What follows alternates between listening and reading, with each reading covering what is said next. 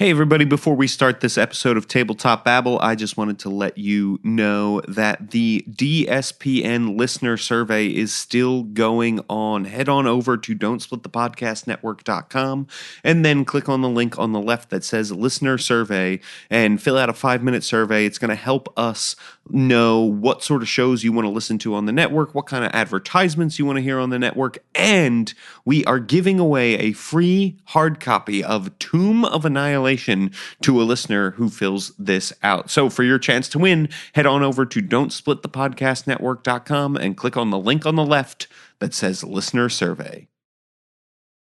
Hey everybody, James Introcaso here. Before we start this episode of Tabletop Babble, I wanted to let you know that this episode is brought to you by BarkBox. Go to getbarkbox.com/DSPN to get a free month of dog goodies sent to you. BarkBox is amazing. It's like Loot Crate for your dog. Treats, toys, all kinds of great stuff shows up once a month. It's great if you've got that dog who plays with a toy for a long time and then gets bored with it super easy. This way you get a bunch in rotation. It's really awesome. I sent a BarkBox to Chris Perkins, and he recently tweeted about how much he loved the subscription. So if you want to be like Chris Perkins, and who doesn't, go to getbarkbox.com/DSPN to get 1 month of BarkBox free. This is Tabletop Babble. I'm James Introcaso.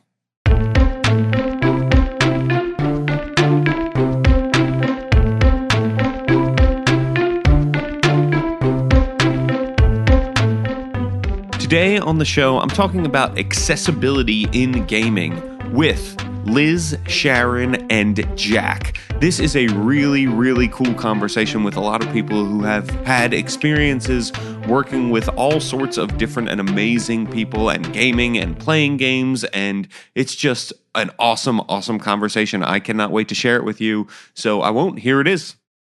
Okay, everybody, now I am here with 3 amazing gaming individuals, and it is a pleasure to have you all here. We're going to go around the table and introduce ourselves. Liz Theis, who are you, and what do you do in the world of tabletop RPGs? I am, a long time gamer. I've been gaming since I was a child. My parents got me into gaming. And right now, I am just enjoying getting back into the world of gaming. I worked there professionally for a few years and then had to take a little break so I could finish my master's degree. But now I'm diving back in, spending some time at my local game store, and trying to get some gaming groups back together. Awesome. Well, welcome back. Master, are you a master now of things, Liz? I am a master of all things business, apparently. So says my degree. Excellent. So we've got a business master here, and as well, welcome back, Sharon Dudley. Sharon, who are you and what do you do in the world of tabletop RPGs? I play RPGs. Really consider myself a total gamer. In fact, Chris and I are going to a little convention next week, and I'm so excited. We've been playing games and getting involved in role playing for about 25 years. 28 years. Yes. I keep getting older. So, and I started GMing recently, and I love gaming. I happen to be a teacher, and I also am totally blind. Yes. Well, welcome back. It's awesome to have you. We had both you and your lovely husband, Chris, on to talk about what it's like to be in a couple and play role-playing games together. And he tells me he's lovely all the time, and I completely believe him. It's true. And also with us here at the first time is Jack. Jack, who are you and what do you do in the world of tabletop role-playing games? Hey, my name's Jack, and I do everything my wife tells me. Tabletop role-playing games. Okay, gotcha. I've been gaming since about 81. Just been doing it forever and ever and ever. And my very first convention was about 9 years ago when I met my buddy D, who is totally blind, and he inspired me to start working on accessibility projects for the visually impaired as it relates to gaming. So that's what we do. We're doing a ton of stuff. Professionally, I work IT for the Federal Reserve, but But my real passion is getting gaming and making it accessible for everyone. And thank you, Jack. Can I just say thank you so much? Oh. Yeah, and that's what we're here to talk about is gaming and accessibility. You know, I think we make games, right? And we specifically here at Tabletop Babble, we focus a lot on role-playing games, which is a very, very niche industry that is still growing. And one of the things that started to help it grow is, you know, they're finally putting out D&D 5th edition books in other languages. They're starting to make games more accessible to people who don't speak English. But then the other thing that helps it become, you know, accessible is when you make it accessible for everyone. So, you know, for instance, making books available for people who are visually impaired or blind, cannot read, right? A book in Braille is pretty helpful. Or if you were to release some sort of book that was available online and could be read electronically, right? You might be able to have some sort of audio version of that book. We're sort of standing on the edge here and hoping to see not just D&D, but all tabletop role-playing games get into a space where they are accessible for everybody because they are so much fun to play, but also, you know, we were talking a little bit earlier about this podcast, sort of about the power of gaming. So, Jack, why don't you tell me a little bit about why you think games should be accessible to everybody and what sort of power it has when you sit down at a gaming table and can play a game with someone who maybe is disabled or interacts with the world differently than you do. You know, if you're not a gamer, you don't know. You see D&D, you just think, oh, it's just one of those games they played back in the 70s, Devil's Game, that stuff. But, you know, when you really are a gamer and you look at what the life skills that games teach, it's super incredible. Like, for instance, I'd mentioned this before, but basically when you could take a group of diverse people, extremely diverse people, and set them down at a table and provide them a common goal and have them work towards it in a storyline, and they will transcend walls of hatred and bigotry, and you know, they will come together as a team. It's amazing. One of the problems that we have in the gaming industry is that we don't have a lot of materials for the visually impaired, and that's a hindrance. And so we need to change that. So the gaming is super, super powerful. It allows you to unleash your creativity, your imagination, and sometimes even just escape from maybe some of the drudgery of life, just to get out there and just be something that you're not normally. So it's a powerful tool. Definitely. Liz, what about you? Like you said, you've been playing games for a very long time. I imagine that you cannot imagine a time in your life when you weren't playing role-playing games. So, you know, what is the power of those games, and what is the power when everyone is included?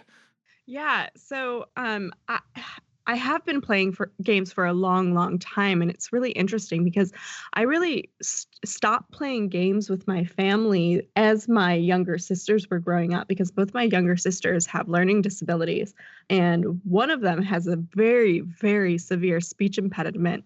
And I don't think I realized how much role-playing games requires communication, right? And at the table interaction and really being super immersed in the story until I realized, wow, you know, we can't really play this with my sisters because my sister with a speech impediment would just get so frustrated. And then the other one would just have a lot of trouble keeping up with the story. And so I think for me, I realized this crucial part of my interactions with my parents, I could no longer share with my sisters as easily. And that was a really hard thing to recognize, I think, as a like young teen. And it hasn't really been until recently when, you know, I introduced my family to No Thank You Evil, that, and it's definitely geared towards kids, but it's such an easy mechanical system that it's something that my sisters can, I think, grasp a lot easier. I think it wasn't until I found that option for my sisters to play that I realized how much I missed having that connection with my family, and how important it is to have options for all levels of play and every single person approaching the game table.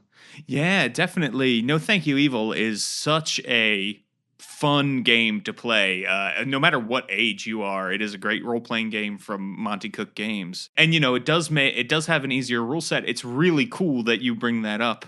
There are so many other barriers to a role-playing game, and rules is definitely one of them, having really thick rule books and needing a zillion to make your character and stuff. So if you can take away some of those obstacles, it makes others easier to surmount, right? Sharon, what about you? What have you seen as far as the power of gaming goes?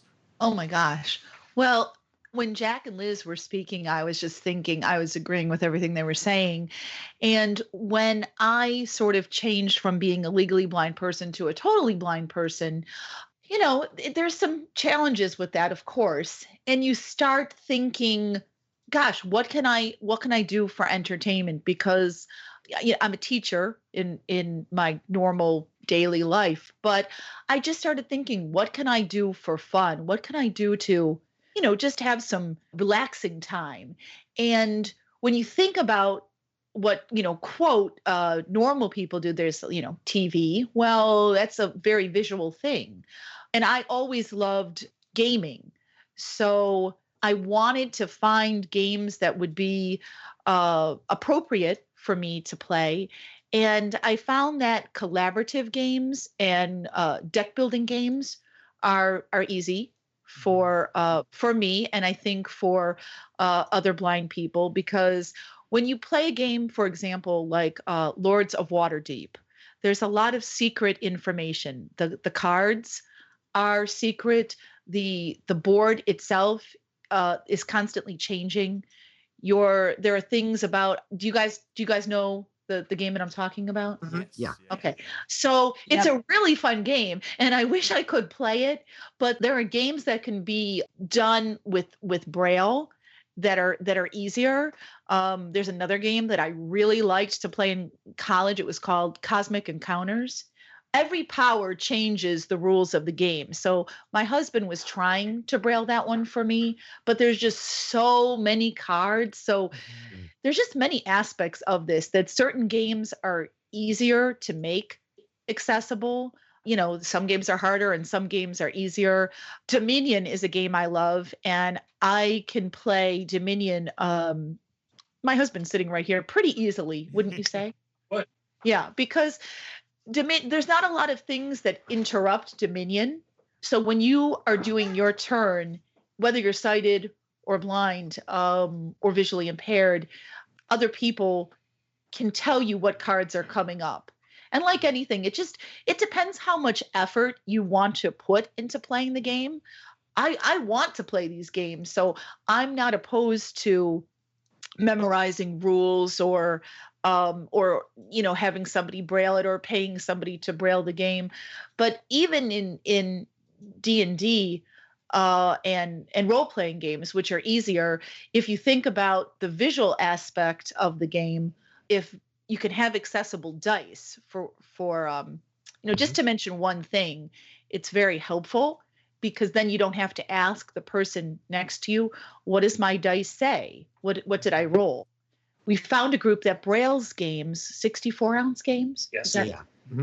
And they also have Braille dice. So I think that's a good place to sort of jump into what are some things that we can do to make games more accessible for our friends, our family, people we're playing with at conventions, people at our local friendly game store. Like, how do we help make a game, and how do we choose games to play with people that we know it's like everybody's going to have a good time with this? And what do we do when we're playing that game to make sure we're sort of maximizing the inclusion and maximizing everybody's fun around the table? Liz, why don't we start with you on this one? Sort of how do you introduced No Thank You Evil to your family, and you've played with people all over the place at zillions of conventions and stuff. How do we maximize that inclusion? I think it's a little bit easier for my family, right? Because I know some of the challenges that my sisters face on a daily basis. So I come into the game I approach the game knowing those challenges. I think it's a little bit different if you maybe have a new gaming group or you're playing at a con. But a part of my day job is I'm a trainer. So a lot of what I need to do when I sit down and I'm training a bunch of people I don't know is how do you learn? Asking them, are you a visual learner? Do you learn by writing? So getting to understand what is going to set these people up for success. And I think that's an important question that we can sort of take to the gaming tables of how do you like to play? What do you need in order for this to be fun? And understanding that. And I think that's something that you can do in role-playing games, especially if you're the GM, but it's something you can also do as a player if the GM isn't taking that lead to ask those questions. How can we make this a more fun experience for everyone? And I think that's really easy to do for my sisters, but something that we all could probably do a better job at our own gaming tables, especially ones where we don't really know who we're playing with. Sure. Yeah, I think that's great is to ask questions, especially in the role-playing game world. Like, role-playing games work best and are working at their height when everybody around the table is engaged and comfortable and having fun. And so if somebody's uncomfortable, that's not only is that not fun for that person, it's less fun for everybody else at the table. You're robbing everyone at the table of fun too. So doing what you can to reach out and ask questions, right? Say, what can we do, is a great way. Sharon, I'm reminded of a story you have told before that when you go to conventions and you are sitting right there, people will ask Chris, right? Instead of you about sort of how they can help and what you need, right? Yeah. The strange thing is conventions have usually been the better place for me. I was at somebody's house at a weekly game where a person at that game kept asking Chris, does she want something to eat? Does she want, I was sitting right there. Gosh. And I think that was one of the most awkward experiences I've had with a game. But I feel when I go to conventions, it's like being home because I feel like those are my people. Mm-hmm. And that kind of goes with what Jack was saying, that even though I have a disability, I truly felt like gamers are some of the, I'm tearing up, but gamers are some of the most empathetic and warm, and they just treat me like another person. They don't treat me like I'm totally different. And they, 9 out of 10 people just treat me like I'm an intelligent, capable, charismatic person. And I love that because I am all of those things. I just do things in a different manner. Sure. So what Jack said was totally on target, and he just hit the nail on the head when he said that it's really important, to get to know people. And, and I love hearing about Liz's sisters and her experience. And also, I think the fact that we're doing this podcast is a fabulous step, because there might be, there might be people that are thinking, I would love to play games that would really add a lot to my life. But, maybe they're thinking, I can't do a role-playing game, or there are no games out there that I could play. But actually there are, and there are even party games that are accessible now for blind folks. So, I mean, I haven't figured out how to do Pictionary yet, but, that's one that I can't really do. Sure. Because it's so funny when I go to parties, people are always like, "Let's play Pictionary," and I'm like, "Could we not?" Because they're totally excluding me. So but there are other games, of course, that I can play. Yeah. Also, it's the worst game. Sorry. Go ahead. There are worse games. Well, that's reminded me of something that I think is really important, in that I was reminded that my sister the one with the speech impediment, she often will begin saying things and people will get really frustrated and finish her sentences for her, or sort of, interrupt and say, "Are you trying to say?" And I think for her, that's incredibly frustrating, right? Because she's already frustrated that she's having trouble communicating, and I think it's important to her that she finish whatever she's trying to say. And I think one thing that is important for people to remember, especially if you don't usually have people at your tables with disabilities that you're aware of, is recognizing that it's going to be different from your usual experience, and that's okay. But I think patience is something that everyone can consider and keep in mind. And that is really important that you just embrace the fact that you're playing a game with people that love to play games. And that's really all that's important, right? It's not about making sure that it's the usual gaming experience that you are expecting, right? And I think that, there really is no usual experience. So if you have preconceived expectations of how it's supposed to go, just throw those out the window, and you're going to have the game that you're going to experience, and just embrace it, love it, and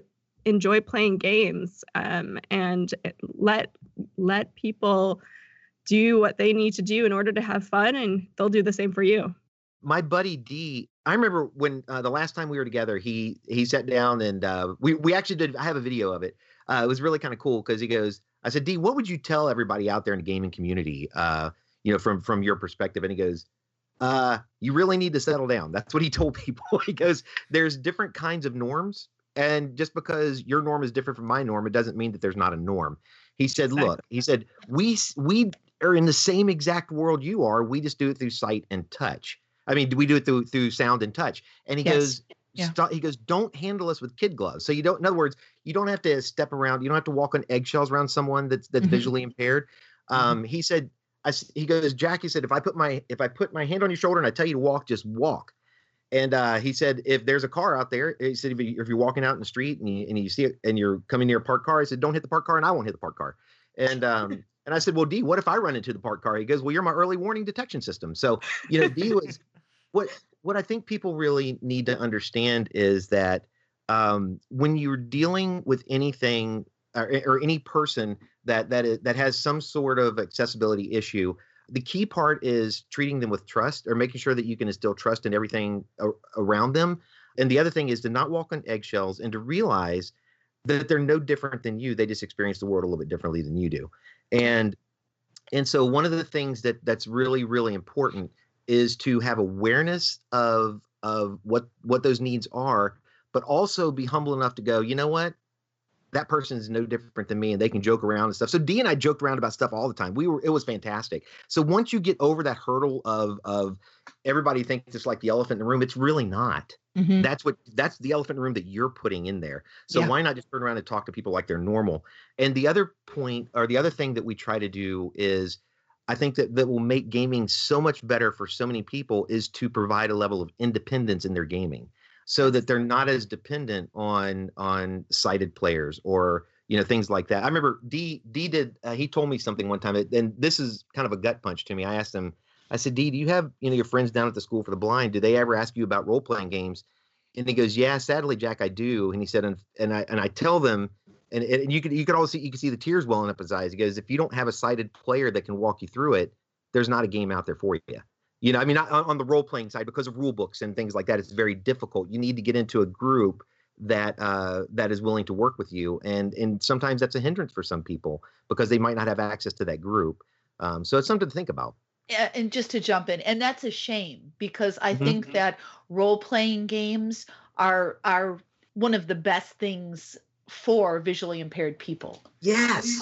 Because it's a story, and anybody, whether you're legally blind or whether you're totally blind, anybody can participate in a story. And I could absolutely see that happening at a School for the Blind. And maybe that's a direction that I could even go into, because I've been doing this for so long. And there is a podcast. What is the name? Going in blind. Yes.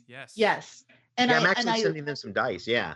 Yeah, and I loved that one. In fact, I was going to email the guy who does that, Morgan, and I was going to, say, hey, could I be on your show?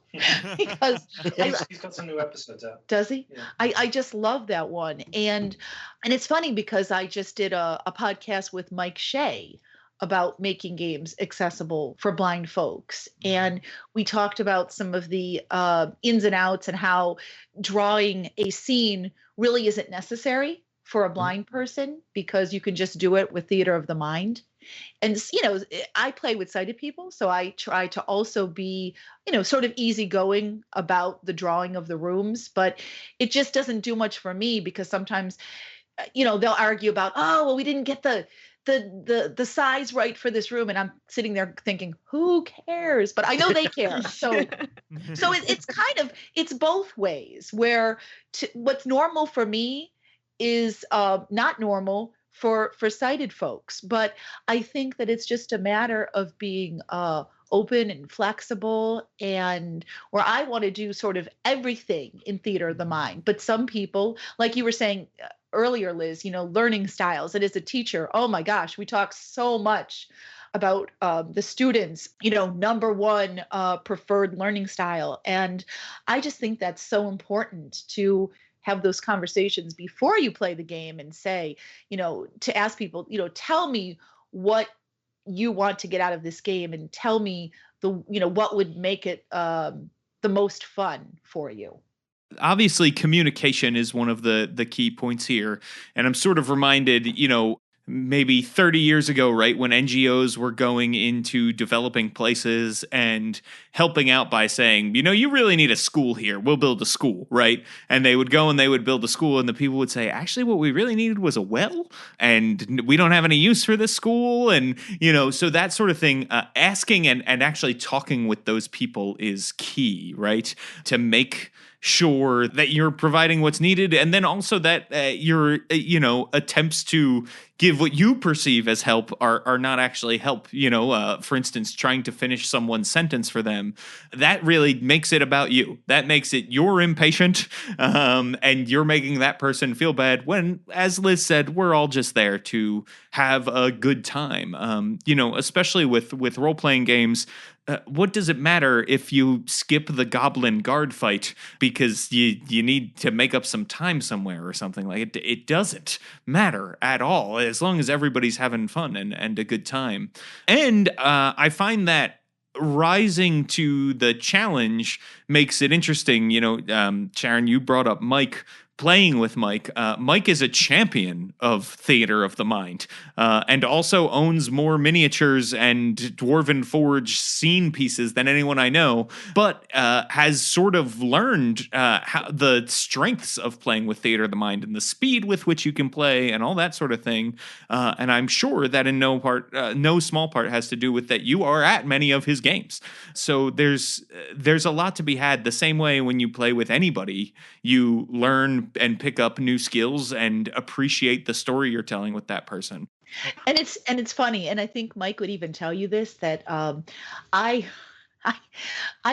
played with Mike, I think about 20 years ago. 15. And 15? 15. Are you sure? Okay. My husband's saying 15, so I guess 15. But it's good. You have the instant fact check. Yeah. Yes. But, he said once in a podcast that we were on, he said, he was saying, I don't know if I was that good in the beginning. And I was thinking, I tend to agree with him. For me, he has become like my favorite GM now, but he did a lot of visual things when I was first playing with him. And again, with the drawing of the board and a lot of ciphers, and I would just sit back and go, okay, well, I can't really participate in this. And then, sometimes that tends to shut people down. If I feel like, okay, the person didn't think about me in this game, and then that makes you, feel sad. But what I love now is that, like you were saying, the theater of the mind. And I think that's great for me, but it's also great for the other people at the table, because like you said, James, it goes quicker. And when you're not wrapped up in the small minutia of let's get this room so precisely right. And then you're only going to be in that room for such a small portion of the game that, Yes. does it really matter what size the closet is in that room? I mean, compared to the overall arc of the story that you're telling. That's very true. And developing those talents is very important for a lot of reasons. Most important among them, making everybody feel comfortable at the table. Don't go anywhere. There's more tabletop babble coming up. Hey everybody, James Introcaso here. Just wanted to let you know about another sponsor for this episode of Tabletop Babble. I'm talking about Audible. That's right. If you go to audibletrial.com/DSPN, you get 1 month of their audiobook service for free and a free audiobook download. You should check it out because there is some great stuff on here, like A Higher Loyalty by James Comey. It is a bestseller right now. I'm sure I don't need to tell you what it's all about. If you are interested, why not hear James Comey read his words himself into your ears? You can check it out. You can agree, you can get angry, or you could disagree and get angry. It's great. So go to audibletrial.com/DSPN. That's audibletrial.com/DSPN to start your free trial and get a free audiobook download of your choice. There are hundreds of thousands of titles to choose from, so check it out. audibletrial.com/DSPN. All right, back to the show. Let's talk a little bit about this because, we've thrown out some games that are good, some games that are not good, products that will help, that sort of thing. Liz, you talked a little bit about No Thank You Evil. Could you expand on sort of what makes it so great a little bit more? And if you have any other products, role-playing game or otherwise, that you think are great tabletop games for people to play that are more accessible, shout those out as well. Totally. Well, sadly, I live in another state from my sisters and my parents, so I don't get to play games with them all that often anymore. However, No Thank You Evil, I actually came across mainly because I love Monte Cook games. So I was just sort of checking it out for fun. I was surprised by how great the system is, not just for kids, but for individuals with learning disabilities. And I actually shared it with my aunt, who is a teacher that works specifically with special needs kids. And I think she even bought it for her kids to play at her school. But it's got very, very simple mechanics, very simple dice, and you're not adding a bunch of numbers that you need to keep in mind if you're holding this weapon or what have you. So it's really, really great for kids, and it focuses more on the storytelling. And one of the aspects that I think is also really important is that it's very visual, or it can be. There's cards where you can see the different types of characters you can play. There's cards showing the different types of minions you can have. And the character sheets are really easy to read. So if that at all sounds interesting to you, kind listener, definitely go check it out. I think I ran it at a convention in the area for some grade schoolers, middle schoolers, and even some young teens, and all of them enjoyed it across all ages.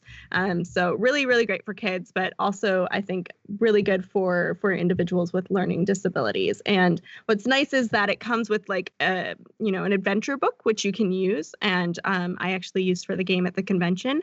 But really, you can take the mechanics and apply it to your own custom game really easily if you think that's what you really want to focus on, is just using the mechanics.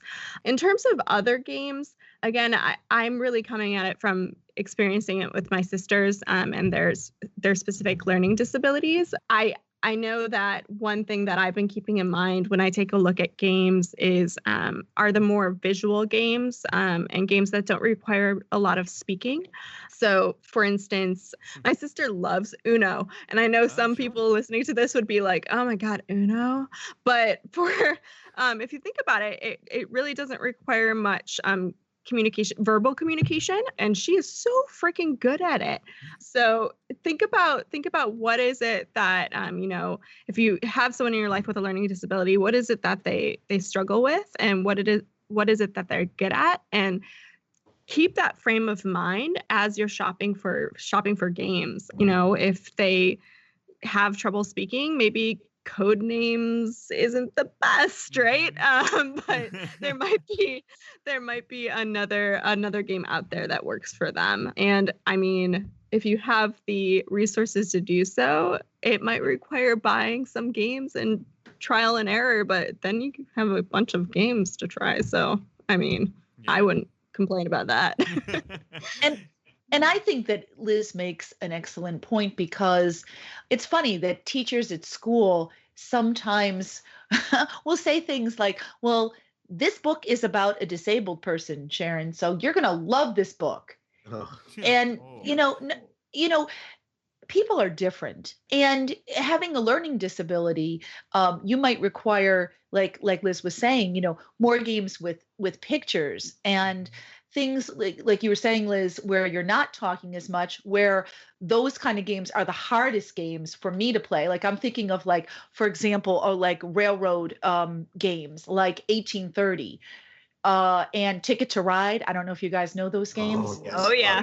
But you could understand why those games might be great for your sisters, but really horrible for me because there's nothing for me to do at all. Yep. Because the game is almost completely visual. So I think that it's really important to think of who you're getting the game for, or who you're GMing for, your audience. So, right. I can play, even though like Ascension and Dominion have pictures, I can still play those games because they're they're also numbers and hit points involved with it, but they're also deck building games are really great for me. And I don't know, Liz, if you've tried any deck building games with your sisters, but you could actually play those without much talking. So I don't know if those would work or not for your sisters. I tend to find, because my style is more verbal, that's what I'm really looking for, is like an experience. So I can really play any role-playing game, from Changeling to Vampire to Werewolf, Pathfinder, D&D, all of those games. And because I've played for so long, if you think about role-playing games, they basically follow a pattern. You have your stats, you have your skills. They usually involve a system of dice, whether it be a 20-sided die or whatever, but there are basic rules to all of those games. So at this point, I can go to a convention now and I can sit at any table, and the sighted people at the table are usually pretty impressed with the speed in which I'm not taking away from their experience. I mean, my husband's sitting here. Would you agree with that, Mr. Dudley? So I'm not taking extra time. I'm not, and I'm usually faster and more into the role playing instead of the actual numbers, where rolling the dice is important, but also just staying in character and being part of the story. Jack, did you experience that a lot with your friend? I did. Dee was amazing, and it kind of we both loved. One of our favorite quotes was from Gary Gygax. He said, "Game Master only rolls dice for the sound it makes." And the truth is, like when we would get into games, and my son would play, he played with us too, and Dee was actually the game master. He was probably the best game master I've ever played under, because dice really, they were there. They're the randomizers. They were this, that, and the other. But truthfully, you could have tossed them out, and we still had a great time, because we were in just absolutely immersed in his world. And that was the best thing about it. You suddenly, all of a sudden, you see this big stack of rule books, and it was Changeling of all things, this big stack of World of Darkness books. And then you could actually set those aside, and in Theater of the Mind and through his phenomenal storytelling ability, you almost forget you're in a game. You're just having a great time telling a story. And that's what I loved about Dee. Yeah. And I think those are the best experiences for me, when it's really more about the storytelling and the improvisational acting, if you will, or just immersing yourself into the character and thinking outside of the box. And sometimes the rule books, they force you in the box instead of thinking outside the box. Right. Yeah, that's very true. And I think the other thing that's great, obviously, about role-playing games, if you're visually impaired or blind, is that it's a cooperative game. So you can say to the player on your left, hey, do I have this ability? What did I just roll? That sort of thing as well, if the need for that comes up. So you also have that sort of going for you when you play role-playing games. And now the materials are starting to come out. Like, Jack, did you say that you're actually developing things for people to... Yeah, actually, I've got a couple of some exciting stuff. Actually, I have our third revision of our Braille dice are out this weekend. I'm putting out. They're called Lightning Braille dice. I'm trying to figure out ways that make it easier for people to print them at home and those types of things. But also, what I did is I raised money for a Braille embosser, and I taught myself Braille. And then I started translating books for people. So, like, for instance, the very first one I did was, I don't know if you've ever heard of the Black Hack. It is a phenomenal game system. And it's only about 30 pages long. It's about 80 pages in Braille. And that's where you run into some of the problems is when you print things out in Braille, the books are so much bigger. But I did work with Alan Barr at Gallant Knight Games, Tiny Dungeon and those things. I translated Tiny Frontiers, which is his sci-fi game, into Braille. So anybody that ever wants these, all you have to do is let me know. I print them out. I don't charge a penny, and I even pay for shipping. I send everything out. Oh my God, Jack. Yeah. Wow. The thing is, what I'm doing is it's what we're doing with dots. It's not about me. It's not about even dots. What it's about is just raising awareness and making people realize that there are people out there that just giving a little bit of independence, the right tools, the right materials can suddenly change their world. And that's what we're all about. And that's what Dee and I really discussed a lot. And that's why we started Dots, was to do that for people. And so we raised the money for the Braille embosser. In fact, and it was so cool. I got the Columbia, and I didn't realize that one of the executives of the printing company found out about it. They wrote me directly and actually took another $500 off the printer. So with that, we were able to take some money, and we got in on a Kickstarter for 2, not the regular 3D printers, but the ones that pull it out of a pool of liquid. And those are supposed to be here this month so that I can start printing dice and just sending them out for free, so you don't have to pay for them. So those are some of the things that we're trying to do. And I tell you that, like the dice, talking about giving independence, Sharon, this is what's great. At the end of this, make sure you friend me on Facebook, because I'm going to send you stuff. Awesome. Because Jack, I just got 4 new ideas from just from listening to you. Right.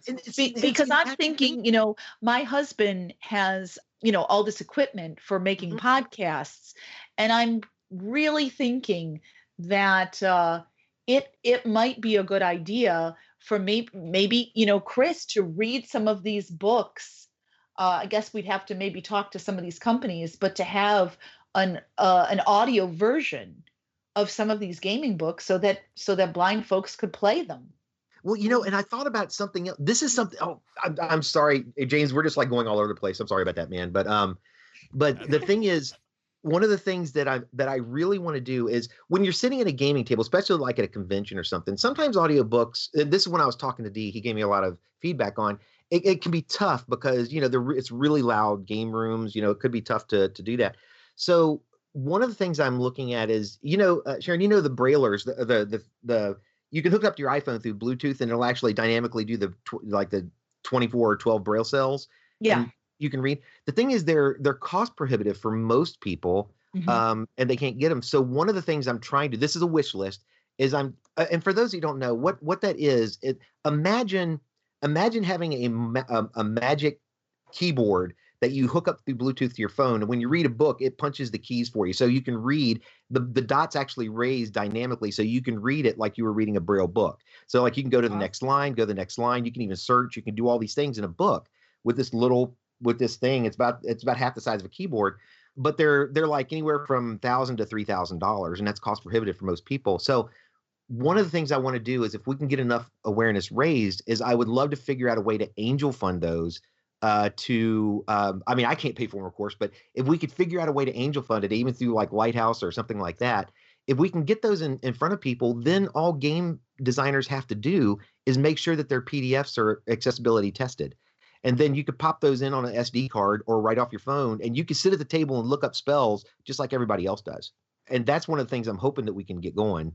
That's really cool. So obviously, Dots RPG is one place that people can go to check out some stuff. Tell me a little bit more, Jack, about Dots and sort of obviously your mission is out there. You've got Braille dice, and you're putting out files so people can 3D print their own dice, and you're using your embosser to recreate game books for people, which is amazing. So talk to me just a little bit more about sort of if people are interested in Dots, how can it help them out? What can they do? Well, this is what's really cool, and with Dots, if you're a sighted player, this is what I want to tell you.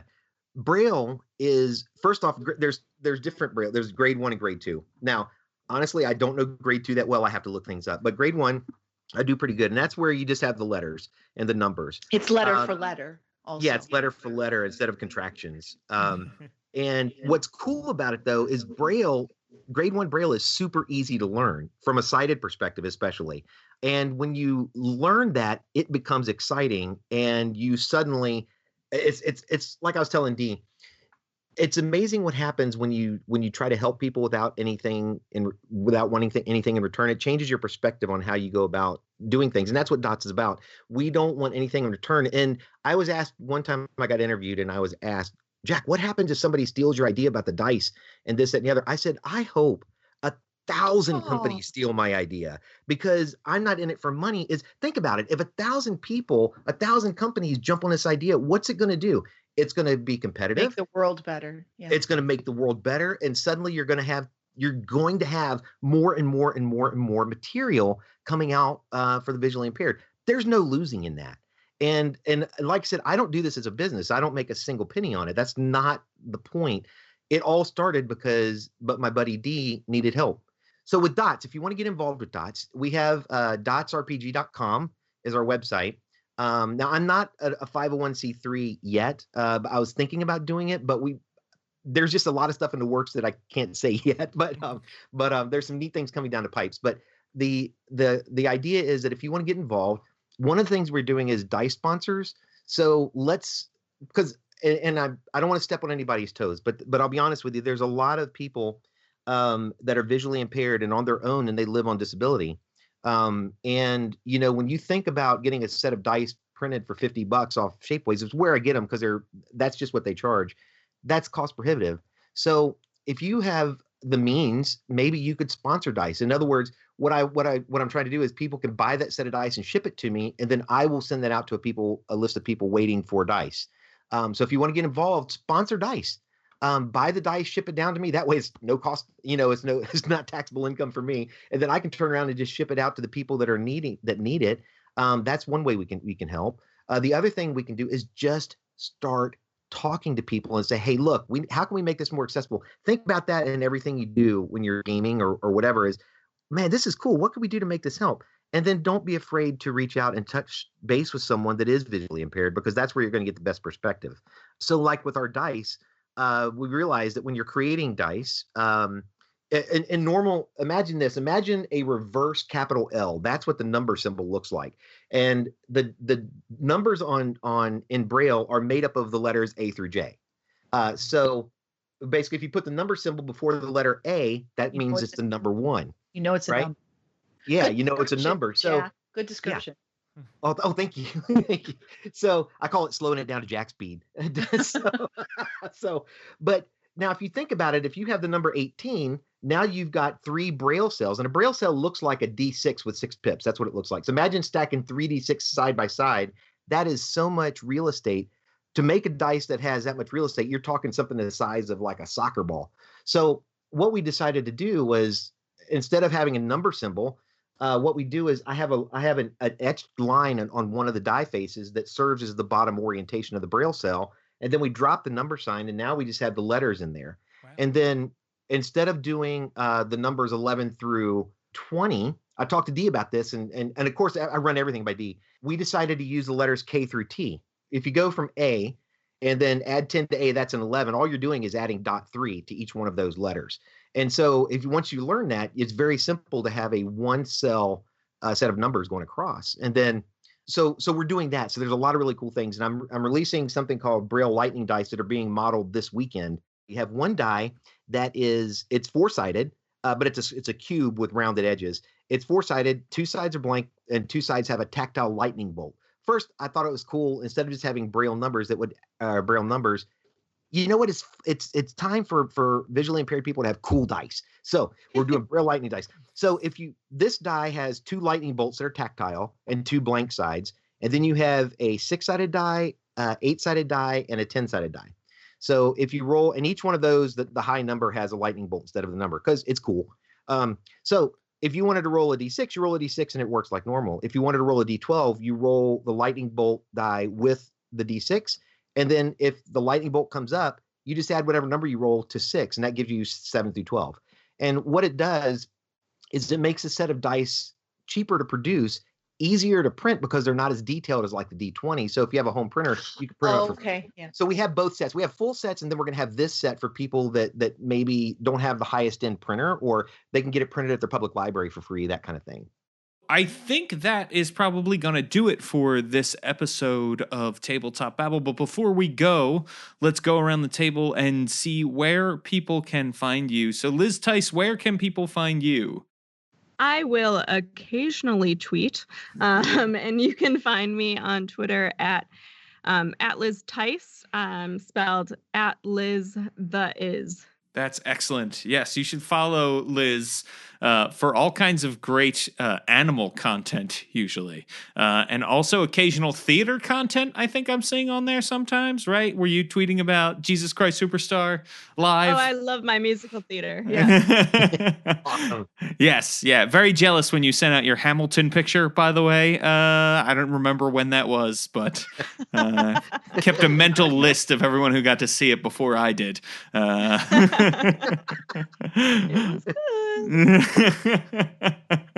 And Sharon, people can find you on the Rule Zero podcast, right?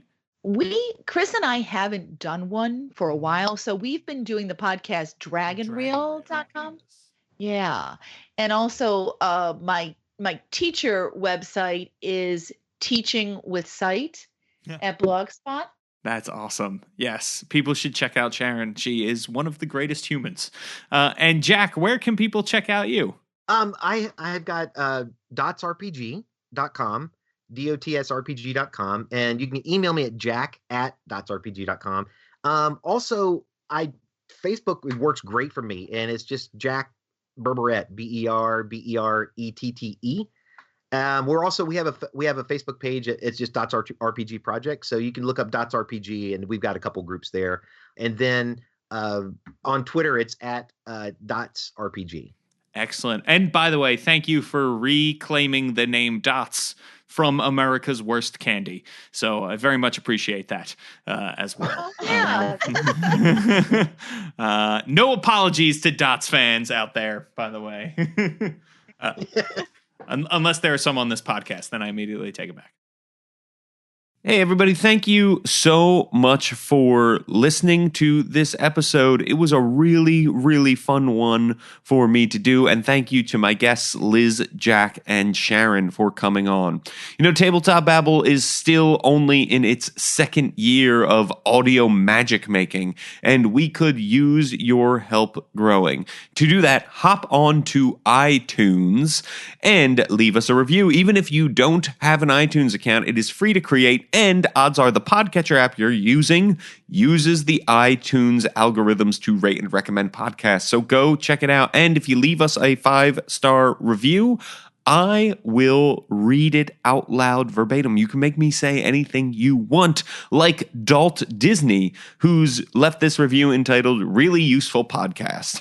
It reads, James sits down and talks with people from all over the RPG industry to bring you news and ideas you can implement into your game. I personally enjoy the talks with creators and developers of D&D content, but there is something here for any tabletop role player. A helpful and great podcast. Thank you so much, Adult Disney, for leaving this review. People, we could use some more reviews, so head on over. We're getting close to 100. Close to a Hunsky. All right? Maybe when we get to 100, we'll do some kind of giveaway. Venture Maidens inspiring me with their 300 review giveaway. So if you haven't left a review for them yet, go do that as well. You could win some dice from that. All right, you can follow me on Twitter at James Introcaso, and you can follow all of the cool game design stuff I am doing over at worldbuilderblog.me. There is going to be some huge announcements coming this summer. Really, really huge stuff I've been working on for a long time. So keep your eyes peeled in those locations.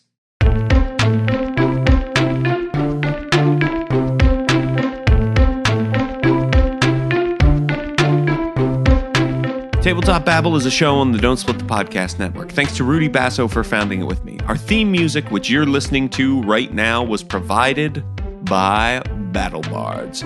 Don't forget that RPGs are like sex. It helps if you have a session 0 to discuss all the stuff you like and don't like. Hey there, Alex Basso here. And Rudy, co-hosts of Game O'Clock. Don't Split the Podcast Network's premier video game show. Every month, the two of us and a special guest go through a game genre's history, some of our favorites within it, some of our least favorite games, and where we hope the genre goes moving forward. We've talked about shooters, MOBAs, classic adventure games, and even more. If you like video games, you gotta check us out.